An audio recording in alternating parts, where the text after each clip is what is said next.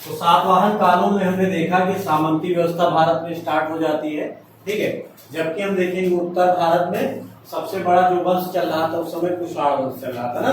तो कुषाणों का जो क्षेत्र था उसी में इनके कुषाणों का जब अंतिम समय आ रहा था, मतलब इनका जो उत्तर कुषाण काल आ रहा था, उस समय क्या हुआ, कुषाण वंश बहुत ही ज्यादा कमजोर हो जाता है। तो कुषाणों के समय में भी बहुत सारे छोटे छोटे राजा इसके अधीन काम कर रहे थे ना, जिनमें से एक प्रमुख वंश था, एक प्रमुख जो है ये थे मतलब सामंत थे, जिनमें से गुप्त सबसे बड़ा, इनका सबसे बड़ा मतलब एक प्रकार से देखा जाए तो इनको राजा का पद मिला हुआ था, छोटे राजा का। तो इन्हीं में से इनके जो प्रथम व्यक्ति होते हैं उनका नाम होता है श्रीगुप्त, है ना। तो श्रीगुप्त क्या करेंगे, इस मतलब विद्रोह कर देंगे और विद्रोह करने के बाद अपना एक नया शासन स्टार्ट कर देंगे। यहीं से क्या हो जाएगी, गुप्त वंश की स्थापना हो जाएगी। तो पहले क्या करेंगे, विद्रोह करेंगे तो पहले क्या आराम से चुपके चुपके अपने साम्राज्य का बढ़ाना शुरू कर देंगे ना।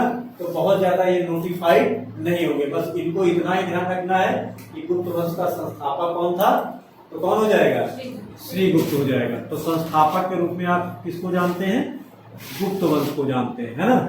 अब गुप्त वंश के बाद आप देखे हैं गुप्त में श्रीगुप्त के बाद दूसरा राजा कौन सा हो जाएगा, घटोत्कच। कौन आ जाएगा, घटोत्कच, है ना।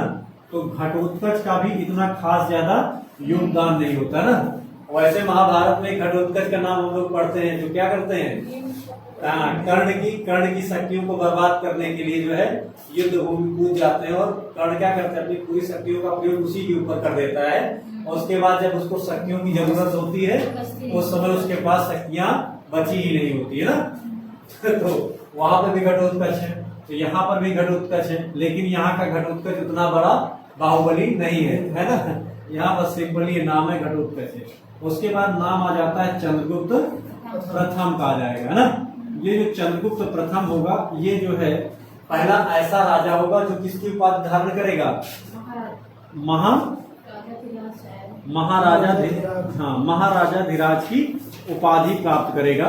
और इसे ही क्या कह सकते हो आप, गुप्त वंश का वास्तविक संस्थापक भी इसे आप कह सकते हो, क्योंकि यहीं से क्या होगा, गुप्त वंश का उत्थान होना शुरू हो जाएगा, ठीक है। तो इसमें एक लिच्छवी राजकुमारी होती थी, क्या नाम था उसका, कुमार देवी, है ना। तो कुमार देवी से इसने विवाह किया था, ठीक है। ये राजकुमारी का ध्यान रखने का, लिच्छवी राजकुमारी। ये लिच्छवी कहाँ पड़ता है,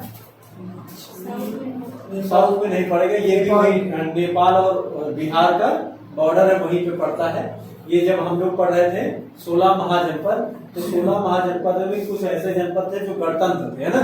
तो उन्हीं में से एक गणतंत्र था लिच्छवी। 10 गणतंत्रों के बारे में हम लोग पढ़ते हैं, तो उन्हीं में से एक लिच्छवी था। जैसे मल्ल है ना, ये सब क्या है, ये सब पावापुरी के, है ना, ये सब अलार, ऐसे कुछ नाम मिलेंगे आपको। ये सब क्या हो जाएंगे, गणतंत्र हो जाएंगे। तो वहीं पे एक कुमार देवी है लिच्छवी। यहाँ की लिच्छवी की राजधानी क्या थी, वैशाली, है ना, जिसे आप आजाद शत्रु के समय में पढ़ते हो, है ना, वैशाली। तो यहाँ की राजधानी थी वैशाली, है ना। इनसे विवाह कर लेगा, ठीक है। और ये इसके द्वारा जो सिक्का चलाया जाएगा वो कौन सा सिक्का होगा, राजा रानी प्रकार का सिक्का। सातवाहन में किस प्रकार का सिक्का था, रानी वाला सिक्का, है ना। और यहाँ पे क्या था, राजा रानी प्रकार का सिक्का। अर्थात एक ही सिक्के में एक ही साइड में राजा और रानी दोनों के चित्र अंकित है ना। तो ये इनका हो जाएगा, महाराजा धीराज की उपाधि धारण करेंगे, लिच्छवी से वैवाहिक संबंध स्थापित करेंगे और सिक्का चला देंगे, है ना। जब कोई राजा जब सिक्का चलाने लगता है तो इसका मतलब क्या हो जाएगा, वो बड़ा राजा बन गया, है ना। अपने क्षेत्र में सिक्का चलाने की उसके पास पावर जब आ जाए तो बड़ा राजा, वो स्वतंत्र राजा हो गया। अब यहीं से मुख्य राजाओं का काल शुरू हो जाएगा, है ना, ठीक है। अब इस वर्ष में दूसरा राजा आएगा इनका, समुद्रगुप्त। समुद्रगुप्त किसका बेटा था, चंद्रगुप्त प्रथम का और इनका कुमार देवी का था। इसीलिए इन्हें क्या कहा जाता है, लिच्छवी दौहित्र कहा जाता है, लिच्छवी दौहित्र। आपसे पूछा जाएगा लिच्छवी दौहित्र की संज्ञा से किस राजा को हम लोग जो है संबोधित करते हैं। तो लिच्छवी दौहित्र हो गया समुद्रगुप्त। इसे ही भारत का नेपोलियन कहा जाएगा, है ना, भारत का नेपोलियन भी से कहा जाता है।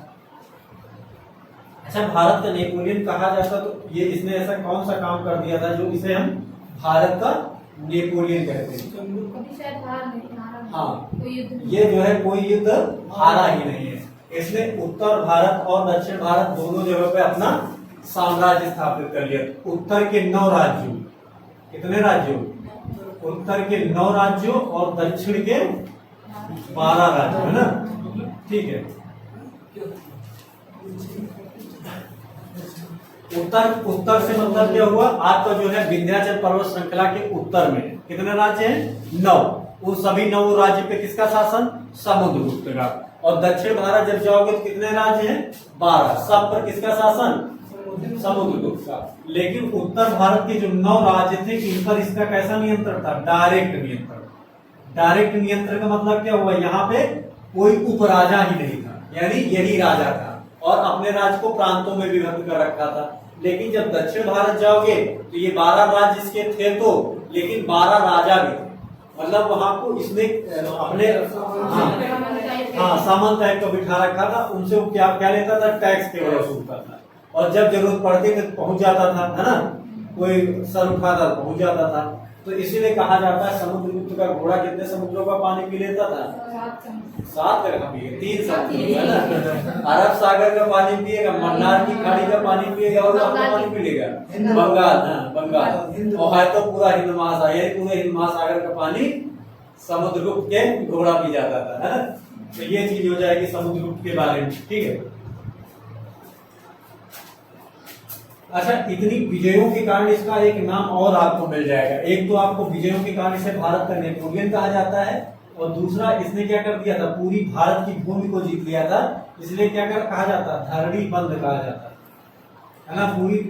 पूरी भारत की भूमि को बंधन बना लिया था, अपने अधीन कर लिया था, इसलिए धरणी बंध के नाम से भी हम लोग इसको पुकारते हैं ना।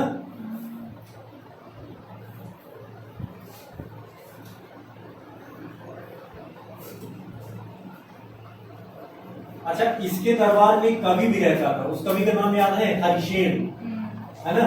तो हरिशेन ने एक प्रशस्ति लिखी थी, प्रयाग प्रशस्ति। ये प्रयाग प्रशस्ति में लिखी थी, जिसे बाद में क्या किया गया था? अकबर ने उठाकर कहाँ रख दिया था? अपने किले में, है ना? अपने किले में खड़वा के वहां रखवा दिया। तो ये वही प्रयाग प्रशस्ति है ना? इसमें जो है समुद्रगुप्त की विजयों वगैरह का वर्णन देखने को मिल जाएगा प्रयाग प्रशस्ति में। आज भी ये मिल जाएगी आपको, है ना?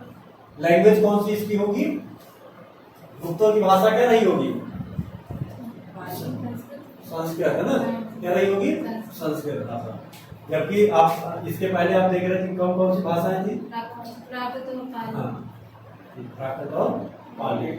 अच्छा, ये क्या है? ये कविताएं भी करता था, इसीलिए इसे क्या कहा जाता है? कविराज। और ये एक वाद्य यंत्र भी बजाता था। उस वाद्य यंत्र का नाम क्या था? वीणा, है ना?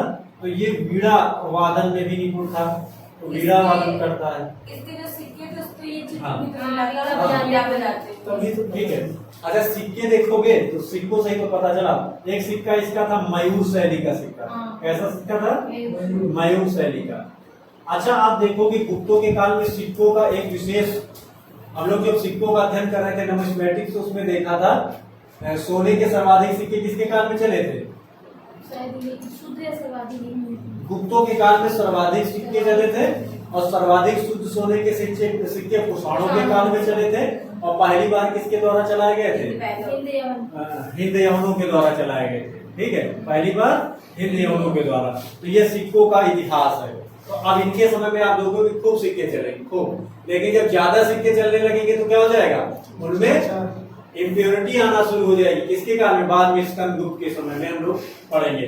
तो यहाँ पे मयूर शैली का सिक्का देखने को मिल जाएगा। ठीक है, ये हो जाएगा। अच्छा, इसके समय में चूंकि क्या था? उत्तर भारत से लेकर दक्षिण भारत तक इसी का शासन था। तो अगर कोई विदेशी भारत में क्या करना चाहता है? संपर्क करना चाहता है, तो किसके दरबार में आएगा? इन्हीं के दरबार में आएगा। तो एक श्रीलंका का कोई शासक था जो भारत में एक मंदिर बनाना चाहता था, है ना? श्रीलंका का कोई शासक था जो भारत में मंदिर बनाना चाहता, तो वो कहाँ से परमिशन लेने आया था? समुद्रगुप्त से परमिशन लेने आया था। तो समुद्रगुप्त से परमिशन लेकर के कहाँ पे मंदिर बनाया था? दक्षिण भारत में। दक्षिण भारत में मंदिर पहली बार ही हाँ, मंदिरों का शुरुआत तो आपको मौर्यों के काल से हो जाएगी, लेकिन जब मतलब विशेष शैली के जो आधुनिक समय में जो मंदिर देखने को मिलते हैं वो इन्हीं के काल में है ना। शुरुआत होगी मौर्यों के काल में, लेकिन मंदिरों का जो अधिकतम विकास होगा गुप्तों के काल में। तो दक्षिण भारत में मंदिर है ना कौन बनवाएगा? श्रीलंका का शासक। परमिशन कौन देगा? इसी से सिद्ध होता है, इसी से सिद्ध हो जाएगा कि इनका शासन कहां से कहां तक फैला था, है ना, उत्तर से दक्षिण तक फैला होगा, ये हो जाएगा। इसके बाद अगला शासक आ जाएगा रामगुप्त, है ना, रामगुप्त। कौन हो जाएगा? रामगुप्त, है ना, रामगुप्त हो जाएगा, कुछ खास नहीं। रामगुप्त के बाद आ जाएंगे चंद्रगुप्त द्वितीय। अब इनके बारे में आप जानते हो, चंद्रगुप्त द्वितीय। अभी आपने शकों को, हम लोग जब पढ़ रहे थे, शकों को वहां पे क्या कर दिया था? जिंदा छोड़ दिया था, है ना। हम लोगों ने कहा था अब शक क्या करेंगे, यहाँ पे शासन इनका चलता रहेगा, लेकिन अब बहुत ज्यादा ये नोटिस नहीं किए जाएंगे। लेकिन जब चंद्रगुप्त द्वितीय आएगा तो क्या करेगा? शकों को एक तरह से गिन गिन के मार देगा, और कौन सी उपाधि धारण कर लेगा? विक्रमादित्य, हाँ, सकान की उपाधि धारण कर लेगा। यही से मुख्य इनकी जो उपाधि हो जाएगी विक्रमादित्य की, है ना, विक्रमादित्य की उपाधि धारण कर लेगा। तो शकों का समूल